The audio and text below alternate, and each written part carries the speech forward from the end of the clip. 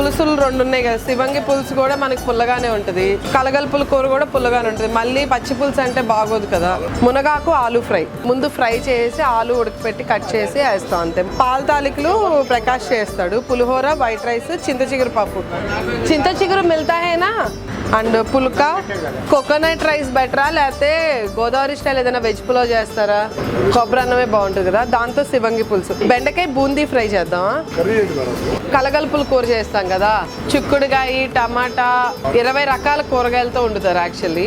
అదొకసారి ట్రై చేద్దాం. ఇప్పుడు చెక్కినాలు కూడా ఒక్కసారి ట్రై చేద్దాం. జావా ఆవకాయ రోటి పచ్చడి బాగుంటుందా, పికిల్ బాగుంటుందా? సో సంక్రాంతి స్పెషల్ థాలీ మెనూకి అయితే ప్రిపరేషన్ స్టార్ట్ చేసామండి. సో ఈరోజు ట్రయల్ 1 చేసాము. అరిసెలు కూడా ఇక్కడే వేసేలాగా అరిసెలకి, అండ్ కలగలుపుల కూర ఒకటి, వంకాయతో చేసే శివంగి పులుసు. సో ఇవన్నీ కూడా ట్రయల్ వేసాము ఈరోజు. రేపు కూడా ఇంకో ట్రయల్ వేసి ఈ 2 days ట్రయల్స్ కరెక్ట్ గా వస్తే ఇంకో 2 days మెనూ అంతా ఫిక్స్ చేసి లైక్ January 9th ఫ్రైడే నుంచి స్టార్ట్ చేద్దాం అనుకుంటున్నాం. సాటర్డే నుంచి స్పెషల్ సంక్రాంతి థాలీ, వెజ్ థాలీ అనేది కూడా పెడతాము.